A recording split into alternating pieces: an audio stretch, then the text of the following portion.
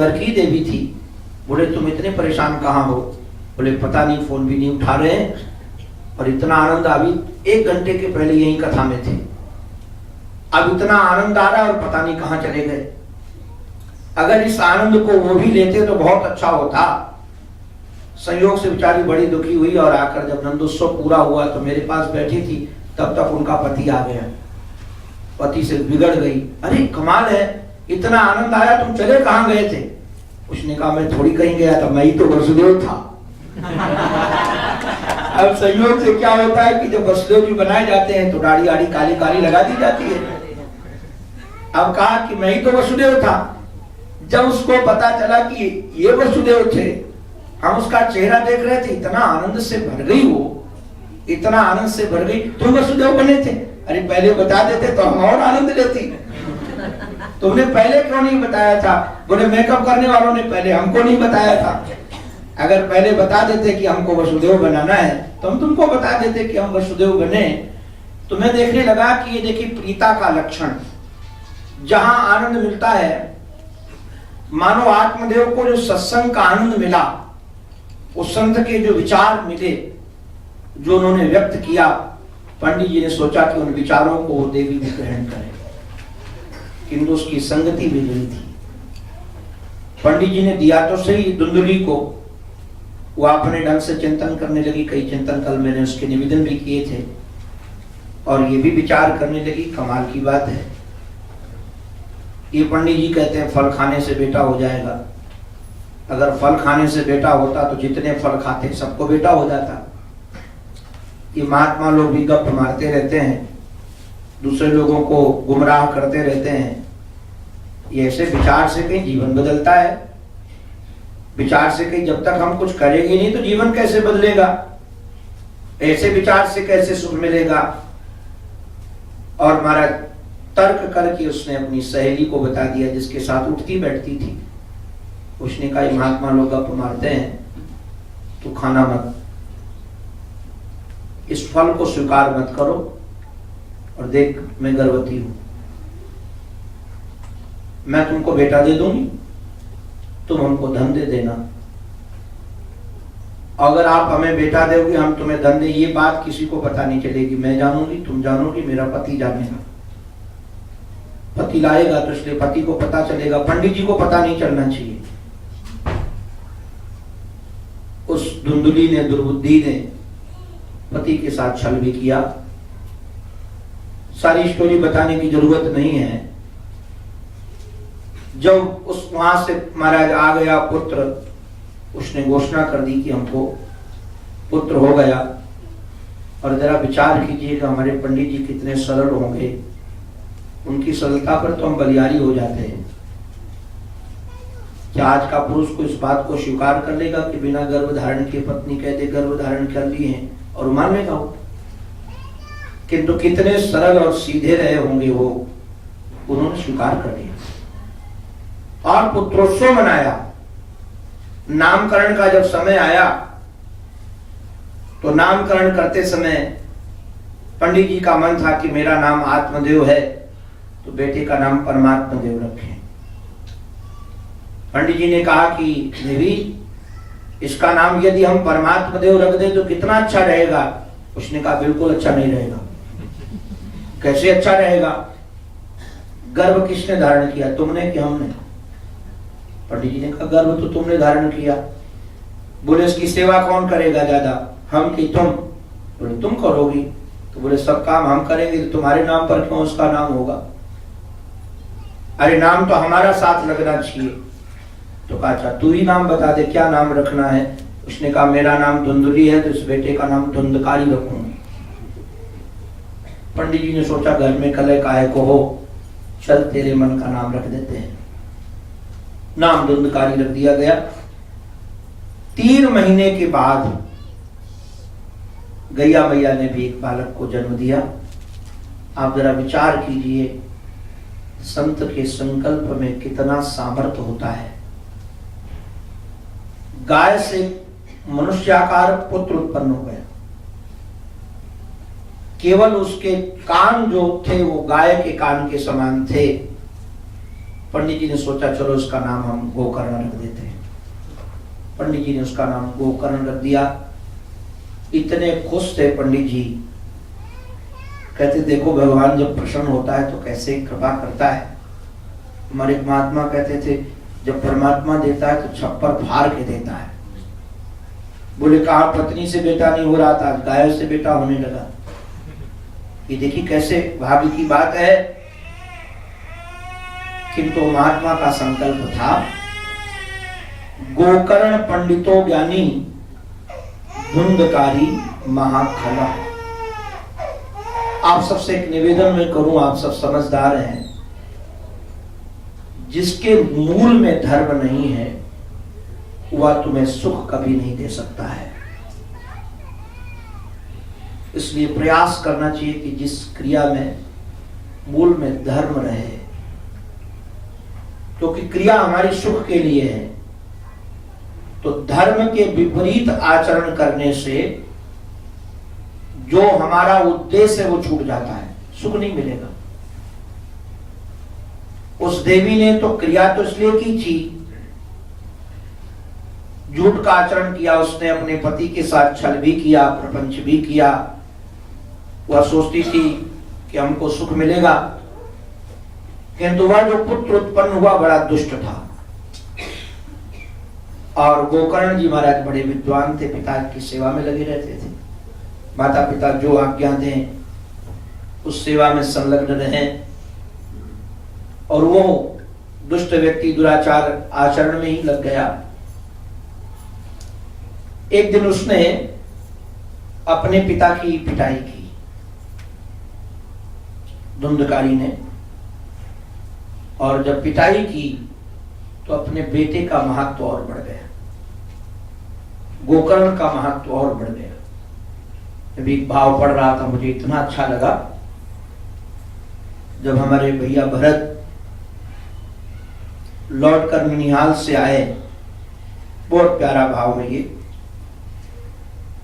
तो जब भैया भरत ननिहाल से लौट करके आए और कैकेयी मां से मिले और उनको पता चला कि मेरे कारण पिता का मरण हो गया, मेरे कारण भ्राता का वनगमन हो गया, तो बहुत दुखित होकर के, सारी बातें नहीं सुना रहा, केवल सांकेतिक भाषा का प्रयोग कर रहा हूं, दुखित होकर के कैकेयी को कहा कि आज के बाद तुझे मैं मां नहीं कहूंगा, तो मेरी मां कहलाने लायक नहीं है। पता नहीं विधाता ने क्यों तुम्हारी जैसी दुष्ट स्त्री से मुझे जन्म दे दिया।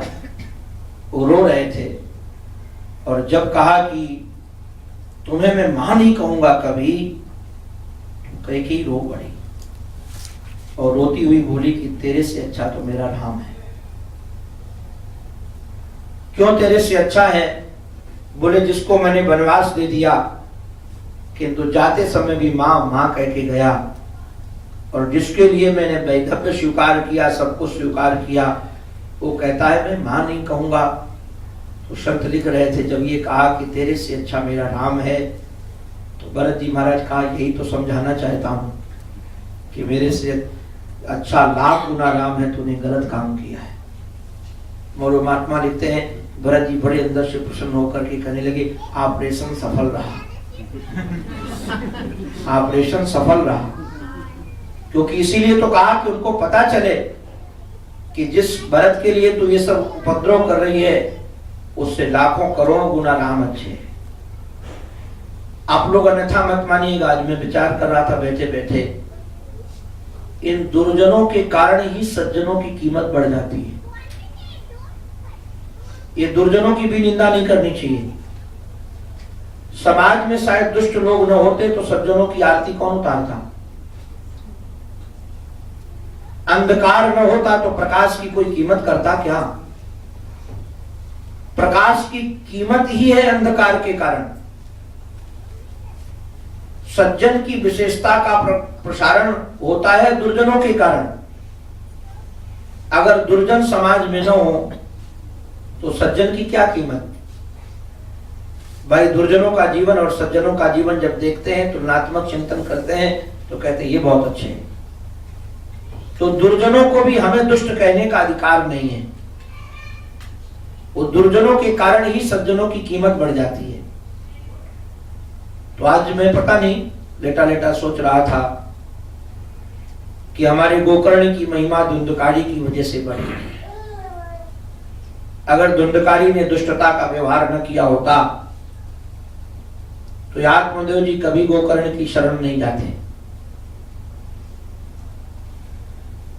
और सच में एक बार निवेदन और भी करूं कि आप लोगों से बहुत सजग होकर सुनिएगा। आपको ईश्वर की कृपा से संतानें अच्छी मिली हों तो भगवान की कृपा का अनुभव करके उन्हें खूब धन्यवाद देना, और संतान अच्छी न हो तो डबल धन्यवाद देना। आप कहोगे क्यों? मैं तो कई बार कहता हूं, संतान अच्छी होती है ना तो व्यक्ति उसी के माँ बाप उसी के राग में फंस करके मरते हैं, फिर उन्हीं के घर में आकर कुत्ता बिल्ली बनकर जीते हैं, क्योंकि राग होगा ना उनसे। और यदि राग नहीं होगा उनसे, राग न होने के कारण क्या फायदा, क्या होगा? राग यदि नहीं होगा, दुष्टता का व्यवहार करेंगे तो वैराग्य हो जाएगा, तो भगवान की तरफ तो जाओगे। 99% 99 पॉइंट संसार से वैराग्यशाली संसार में लोग होकर आते हैं जो परिवार से परेशान होते हैं, बेटों से परेशान, माता पिता से परेशान, तो सोचते हैं चलो भगवान की ओर चल पड़े। तो ये भगवान की ओर जो बढ़ाने का काम जिसने किया है उसको धन्यवाद ही तो देना चाहिए कि भाई तुम न होते तो भगवान की ओर कैसे बढ़ते। हमारे गुरु भाई हैं, मैं उनको अंतःकरण से रोज प्रणाम करता हूं। उनकी वजह से हम अपने आराध्य गुरुदेव की और सन्निकट पहुंच गए। शायद वो न होते तो आज ये जहां चित्त वृत्ति है, जो स्नेह है उनके प्रति वो न होता। तो देखिए कई बार हमारे जीवन में कैसे कैसे घटनाएं घटती हैं। एक घटना में सुना रहा हूं, देखो जीवन जीने की कला, सोचने की दिशा कैसी होनी चाहिए। एक देवी ने हमसे शिकायत की कि हमारा पति नासमझ है। क्यों नासमझ है? बोले जिस भाई ने घर से निकाल कर अटैची फेंक दी थी, जिस भाई ने अपमानित करके यहां से निकाल दिया था घर से, उसी भाई को कमा कमा कर घर भेजता रहता है। मैं तो उस भाई का मुख नहीं देखना चाहती, और मेरे मना करने के बाद भी उस भाई का बड़ा सम्मान करता है। आप उनको समझाओ कि ऐसे का सम्मान करने की क्या जरूरत है। उस नवयुवक से मैं मिला, जब मैंने कहा कि भाई ऐसी बात, रो पड़ा। बोले महाराज जी आपको क्या पता है, मैं उस भाई का ऋण कभी नहीं चुका पाऊंगा। अगर उसने हमारी अटैची निकाल कर न फेंकी होती तो आज हम ऐसी जगह पर नहीं पहुंचते जहां हम सुख से जी रहे। एक छोटी सी दुकान पर हम झगड़ते, वही बाप बेटे झगड़ झगड़ कर रहते। उसने कृपा की और हमको वहां से निकाल दिया। उसके ऋण को हम कभी चुका नहीं सकते हैं, तो उसके ऋण को ही चुकाया करते हैं। हमको लगा इसी का नाम साधु है। हम अंतःकरण से बंधन किए। देखिए आप सोचते कैसे हो। अगर आप सत्संगी हो तो आपकी सोचने की दिशा क्या है, किस विचार को आप विचार करते हो। उस व्यक्ति ने, धुंधकारी ने अपने पिता को गालियां दी और हाथ भी उठाया। आज उनको वैराग्य हो गया। जो संकल्प संत का था कि इतना बड़ा विद्वान व्यक्ति वैराग्यशाली बनकर भगवान की ओर बढ़े, कहां विवाह के बच्चे के चक्कर में है, किंतु वो संत से उस समय काम नहीं हो पाया, क्योंकि वो वासना की प्रबलता इतनी थी कि जब तक वह पूरी नहीं होती। मैं कई बार देखता हूं कि मानो पुत्र की प्रबलता किसी के जीवन में है, पत्नी की प्रबलता किसी के जीवन में है, संसार की कामना बहुत है, और किसी कारण से वो वैराग्य की ओर भी बढ़ गया। तो जो प्रबलता होती है पुत्र की, वह प्रबलता का प्रवाह शिष्य के प्रति बह पड़ता है। बंधन वो भी है। वो प्रबलता का प्रवाह शरीर को सुविधा सम्मान देने वाले के प्रति बह पड़ता है, और वो गलत है। तो सही रास्ते से काम हो जाए जो, देखो संत क्या चाहते हैं, वासना की यदि प्रबलता जीवन में है तो वासना की प्रबलता मिटे सही, किंतु सही रास्ते से, गलत रास्ते से न मिटे। तो वो चाहा उन्होंने किसको पुत्र हो, किंतु भगवान की जैसी इच्छा, प्रारब्ध जैसा प्रबल, किंतु संत का संकल्प था कि इनको वैराग्य हो, और आज वो वैराग्य हो गया। आप सबको मैं निवेदन करूं, वैराग्य भगवान की कृपा से ही होता है। एकादश स्कंद में एक श्लोक है, एक भिखारी पहले बहुत बड़ा विद्वान था, ब्राह्मण था, और संपत्ति बहुत थी, सब लोगों ने छीन लिया, मारकर घर से भगा दिया। तो किसी ने उससे पूछा कि तुमको कैसा लग रहा है? बोले अयम में भगवान तुष्टा, आज मेरे ऊपर भगवान प्रसन्न है। पूछा क्यों प्रसन्न है, क्या बात? बोले एन नीतो दशा मेताम, जिन्होंने हमारी ऐसी दशा बना दी। अगर वो प्रसन्न न होते तो संपत्ति जाने वाले, संपत्ति लेने वाले, अपमान करने वालों से द्वेष हो जाता, वैराग्य नहीं होता। आप जरा विचार कीजिए, पंडित जी को ये अगर भगवान प्रसन्न न होते और पंडित जी को पता चलता कि धुंधुली की दुष्टता के कारण हमारे घर में ऐसा बालक हुआ, तो धुंधुली से दुश्मनी करते कि नहीं करते? धुंधुली को गाली देने जाते, तू दुष्टा है इसलिए तूने ऐसा बालक को जन्म दिया है। शिव पुराण में एक बड़ी विलक्षण कथा है, जो कुबेर बना वो एक ब्राह्मण था, और ब्राह्मणी महाराज दोनों बड़े आपस में प्रेम करते थे। उसका जो बेटा था वो चोर निकल गया, माता पिता की महाराज संपत्ति बेच आता था, और कहां तक कहें कि पिता की अंगूठी बेच आया, जुआ में खेल गया। बड़ी विस्तार से कथा है शिव पुराण में। और जब पंडित जी को पता चला कि इस बालक ने मेरे ऐसा किया, तो उन्होंने परिणिताइनी का ही त्याग कर दिया। बोले तू दुष्टा है, तेरे कारण पुत्र दुष्ट हुआ, मैं संकल्प करता हूं तेरा परित्याग करके मैं दूसरा विवाह करूंगा। उस बच्चे को तो परित्याग किया ही किया, पत्नी का भी परित्याग कर दिया। मैं कई बार चिंतन करता हूं, ये देखिए दोष दृष्टि।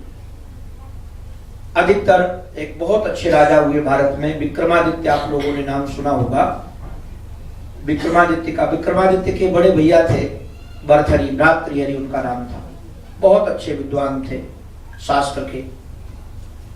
संयोग से कुछ घटना ऐसी थी कि उनकी जो पत्नी थी वह उनसे प्रेम न करके किसी दरोगा से प्रेम करती थी, और वो दरोगा भी दुर्भाग्यशाली रानी से न प्रेम करके किसी वैश्या से प्रेम करता था, और वो वैश्या भी वो दरोगा से प्रेम नहीं करती थी, राजा से प्रेम करती थी। कथा बड़ी विस्तार की, कथा नहीं सुनाएंगे। मैं जो निवेदन करना चाहता हूं, जो बताना चाहता हूं आपको, सांकेतिक भाषा में आप समझ जाएंगे। जब एक फल के माध्यम से सच्चाई का पता चला, तो पत्नी को गाली नहीं दी उन्होंने, दरोगा को गाली नहीं दी, वैश्या को गाली नहीं दी, तुरंत ही घर से निकल पड़े और चिंतन करते हैं, याम चिंतयाम सततम मयि सा विरक्ता साप्यन्न मिच्छति जन्म सजनोन्य सत्ता अस्मत् कृते च परितुष्यति काचिदन्या धिक्तांच तंच मदनम च इमाम च माम च। सबको धिक्कार हो, कामदेव को धिक्कारा कि जिसके कारण ये संसार में घटना घटती है।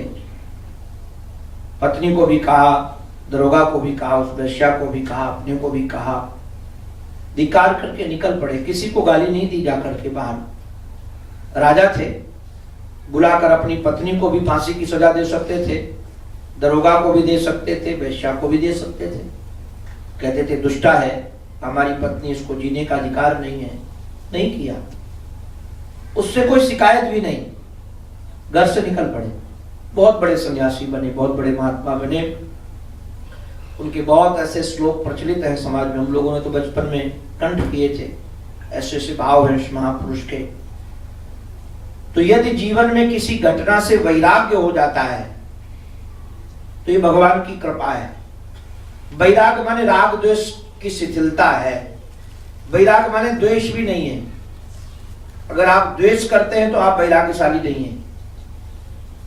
घृणा करते हैं तब भी आप वैराग्यशाली नहीं हैं। घृणा का नाम वैराग्य नहीं है, द्वेष का नाम वैराग्य नहीं है। वैराग्य चित्त की एक सहजावस्था का नाम है। ना काहू से दोस्ती, ना काहू से भय। इस सहजावस्था का नाम। कहीं घृणा नहीं है किसी व्यक्ति से, वस्तु से, स्थान से। कहीं राग नहीं है, कहीं किसी के साथ अटैचमेंट नहीं, टू मच नहीं किसी के साथ। इसका नाम वैराग्य है। और ये वैराग्य करके हमारे आत्मदेव जी निकले तो चिंतन करते हैं, नचेंद्रस्य सुखम किंचित। इंद्र भी सुखी नहीं है। न सुखम चक्रवर्ती ना, चक्रवर्ती राजा भी सुखी नहीं है। क्योंकि अब जरा विचार कीजिएगा, आपके पास 1-2 बच्चे होंगे, 3 बच्चे होंगे, उनकी व्यवस्था में कितना परिश्रम करना पड़ता है। राजा की तो इतनी संतानें होती हैं, सारे प्रजा ही उनकी संतान है। पड़ोसी राजा से रोज भय बना रहता है, दुश्मन से भय बना रहे। हम एक दिन सोच रहे थे, इन बेचारे नेताओं को नींद कैसे आती होगी। अगर सचमुच में शर्म हो तो इनको नींद ही ना आए, ये सब बेशरम हो जाते हैं। नहीं तो समाज में ऐसी ऐसी टिप्पणियां लोग करते हैं नेताओं के प्रति, उनको सुनने पढ़ने को तो मिलती होंगी। बिना तो सुने पढ़े काम बनेगा नहीं, कि तो तब भी मौत से सो जाते होंगे। किंतु सो भले जाते होंगे 5 साल की अवधि में, मुझे नहीं लगता है कि 2.5 साल भी शांति से रहते होंगे बेचारे। और रोज पैसा चाहे भले कितना इकट्ठा कर ले, किंतु सुख का जीवन तो नहीं व्यतीत करते होंगे। कई नेताओं से हमारा संबंध है, उनकी बेचैनी हमें पता है। बेचारे रात दिन परेशान रहते हैं। तो चक्रवर्ती राजा को भी सुख नहीं है और इंद्र को भी सुख नहीं है, जो स्वर्ग की सत्ता का उपभोग कर रहा है। क्योंकि उसको भी पता है पुण्य क्षीणे मृत्युलोके विशंति। तो चक्रवर्ती राजा को सुख नहीं है, इंद्र को सुख नहीं है, तो सुखी कौन है? ये कहते हैं मुनि जो